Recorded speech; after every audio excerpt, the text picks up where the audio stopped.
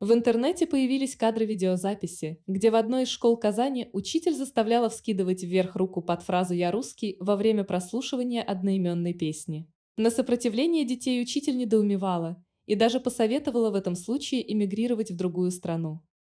Песня «Я русский» всем известна. Там идет, да, «Я русский». Вот она. Просто наверх подняли руку.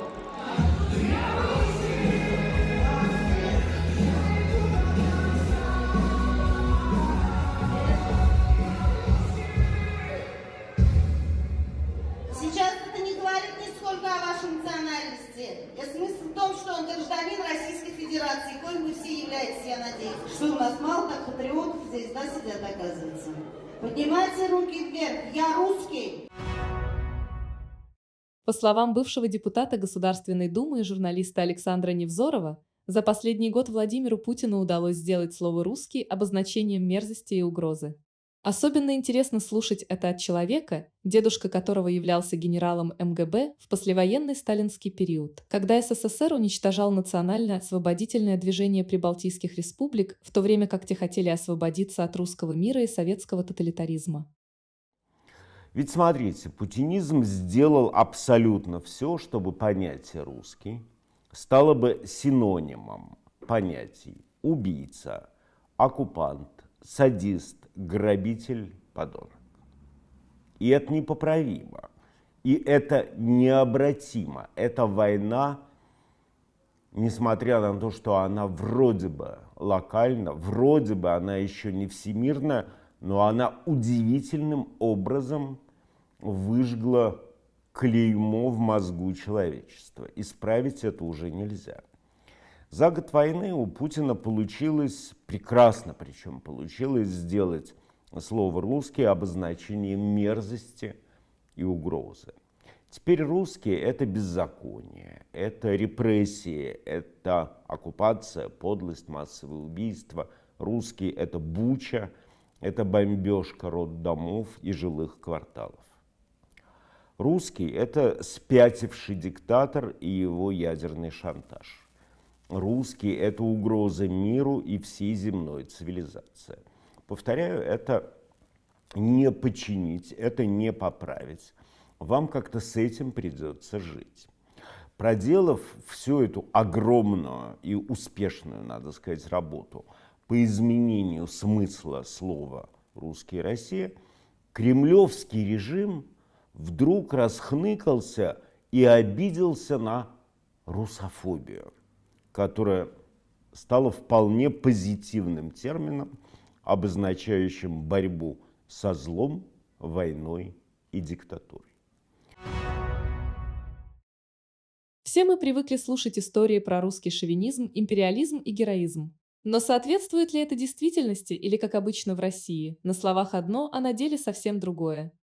На что ты готов ради своей страны? Пойти воевать, Готов? да. А можно тогда попросить оставить свою фамилию и подпись? Это патриотический список, и в случае всеобщей мобилизации тебя в числе первых... Не хочу. Почему? Ну зачем мне это? Так ты же сказал, ты готов. А что мешает? Ну ничего не мешает, не хочу. Не готов, да? Нет. На что готов ради страны? Умереть. Не, ну на такой я не готов еще пока. Почему? Страшно. Ты же сказал, Я что еще на все молодой готов. пока что. Тогда оставь фамилию. Ну нет, это стрёмно. Хотя бы номер телефона. Не. На что готовы ради своей страны? Да ну на все, как деды наши, на смерть, наверное. На смерть готовы? Да. Нет, а это на патриотизм. Вы патриот? Конечно, На что вы готовы ради страны? на все. У нас есть патриотический список. Можете, пожалуйста, нам оставить свои данные? И в случае всеобщей мобилизации у вас будет... Подождите, почему? Мужчина.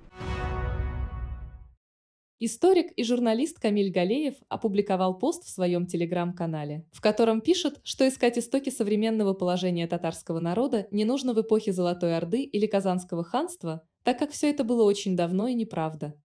А искать нужно в периоде 1920-х и 30-х годов, когда была истреблена вся образованная часть татарского народа. И татарам нужно разбираться, почему и как в действительности это произошло. Полный текст поста на вашем экране. Журналистка Таня Карацуба Сеид-Бурхан как раз исследует этот период времени. Далее послушаем некоторые фрагменты из ее выступления. То они сложили бы совершенно другие пазлы, и мы бы с вами уже не имели бы той истории, которую нам преподнесли, вековое православие и прочее, прочее. А мы бы поняли, что все это православие и все русская русскость начались с 1919 года.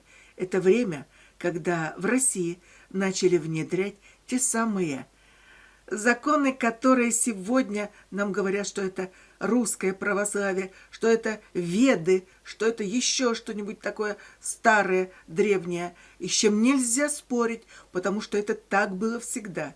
Но вот давайте поспорим. Тогда язык этот русский только насаждался, друзья. Он был грубый, неотесанный, его потом оттесали. 19-й год. 19-й год, когда ОГПУ начали вводить языческие якобы праздники для совершенно дебильного слоя населения. Откуда его взяли, этот весь слой? Если вы почитаете Зощенко, вы увидите, как он описывает, вот каким языком он говорит. Это говорило то население, и вы поймете, это не то русское население, о котором нам рассказывают и вешают лапшу на уши. Это совершенно другое. Это вдруг вбросы какого-то недочеловечества на русскую землю. Русскую ли? Здесь тоже большой вопрос, друзья. Очень большой вопрос. Когда пришли большевики и захватили власть, уже ничего не было. Они все уничтожили сначала, а потом стали делать лампочки Ильича. Ну как же вы будете образованы, если вам совершенно в голову вбивают другую информацию? Вас просто обманывали, нас обманывали, всех. Нам давали другую историю. А как вы дадите детям другую историю? Именно усадив их принудительно за школьные парты и заставив их насильно изучать ту историю, которой не было никогда. Народ заставляли поверить в фальшь, в то, чего не было. Но это было написано уже для народа, писали историю. И именно это начали преподавать. И когда дети приходили домой и что-то рассказывали, что они изучают в школах, родители хватались за голову и говорили, что этого не было. Но далее шли расстрелы для тех, кто утверждал, что этого не было. Исследователь Галим Гадельшин в своей полемической колонке на сайте «Миллиард татар» поделился интересной статистикой. Оказывается, в Казани в 1950-х годах было 200 татарских школ, а уже в 80-м году их осталось только 2. Таким образом, за 30 лет количество татарских школ в Казани сократилось в 100 раз, с 200 до 2. Политолог Луиза Алмаева, которая 50 лет занимается национальной политикой, рассказала, что язык не может существовать в условиях, когда он вытеснен со всех сфер социальной жизни людей, и что такая политика ведет к потере языка. А без языка нет и нации, сказала она.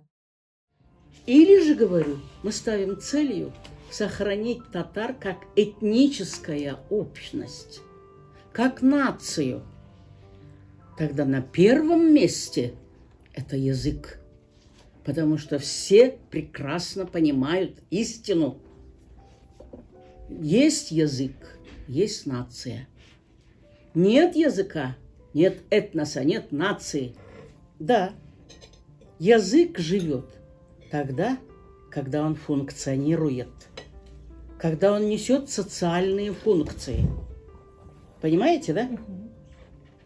А их нет, они отсутствуют.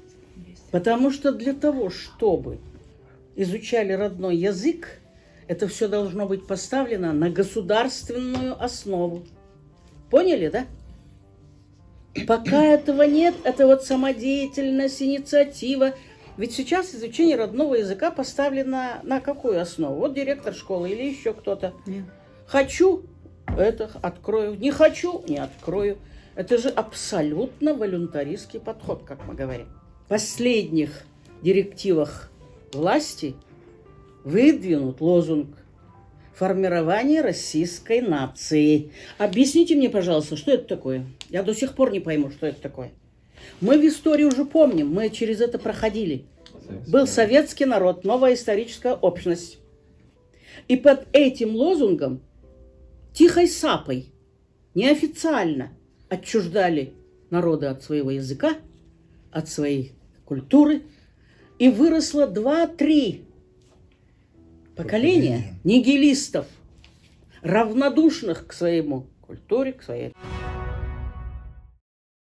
В Екатеринбурге состоялся 16-й межрегиональный конкурс исполнителей татарской песни и инструментальной музыки.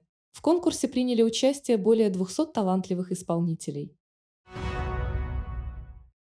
Татарин из Добруджи рассказал, откуда в Румынии появились татары, а также призвал не разделяться, ошибочно называя себя крымлы или казанлы, так как мы все татары.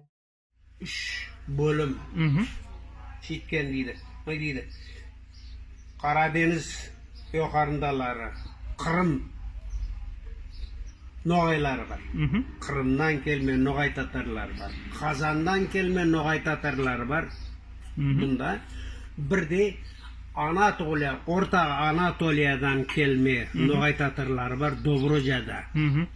Bunda Dobroca'da doğan yerin başkadır. Bazıları yanlış aytarlar her vakit men Kırım'man idiler. Kırım degen Tatar yok. Kırım'dan kelgen Noğay Tatarıman deb aytarsın. Ya da men Kazan'dan kelmen Noğay Tatarıman diksin. Men Kırımman, men Kazanlıman degen yok. Biz hepsimiz Tatarmız. Irk ayrı, toprak ayrı. Olay. Allah uzun ömür versin. Amin ya Rab, amin ya Rab. Bütün dünya üstünde Tatarlarga menden vesiyet. Bir vakit aytmasın. Men Kırımman deb. Kırım degen Tatar yok dünya üstünde. Noğay Tatarı var. Kırım'dan kelgen Noğay Tatarıman desin. Ya da men Kazan'dan kelme Noğay Tatarıman desin. Allah razı olsun. Sağ ol. Çok sağ ol. Ağzına sağ ol. Ağzına sağ ol. Siz de sağ olun. Журналистка Юлия Файзрахманова доходчиво объяснила, что нужно делать, чтобы выйти из информационного кокона, из той выдуманной ложной картины мира, в которой мы все пребываем. Для этого нужно приложить волевое усилие и в первую очередь выключить телевизор, сказала она. Есть такой вот в психологии термин зачарованность или заколдованность, да? Когда человек, оказываясь в какой-то ситуации манипулятивной, абьюзивной, он воспринимает картину мира только такая, какая вокруг него. Он как будто заколдован этой ситуацией. Для того, чтобы это сродни той же самой наркотической или какой-то игроманской зависимости. Да? Человек не может без серьезного волевого усилия вылезти вот из этого информационного кокона, который опутывает мозг. То есть что нужно сделать? Нужно выключить телевизор. Нужно перестать читать одобренные Роскомнадзором даже соцсети, да, или источники. Нужно заставить себя какое-то время просто пересидеть в информационном вакууме, чтобы мозги начали воспринимать информацию по-другому, без этого зомбирования. Но это усилие достаточно серьезное. То есть человек, который делает так, он уже понимает, что картина мира, она, собственно, не такая. Расколдоваться человек может только сам. Это тяжелое усилие признать, что та картина мира, в которой, сказочная картина мира, в которой человек живет, выдуманная картина мира, и выйти из нее. То есть даже боль, страдания и смерть близкого человека, который там является оппозиционером, иногда вот для таких родственников, которые сидят в своем зашоренном мирке, не является фактором, который заставит открыть глаза. Это все на сегодня. Спасибо за просмотр. Ставьте лайки, подписывайтесь на канал и будьте в курсе главных новостей татарского мира. Если хотите увидеть какую-то новость в следующем выпуске, то обязательно напишите нам в редакцию.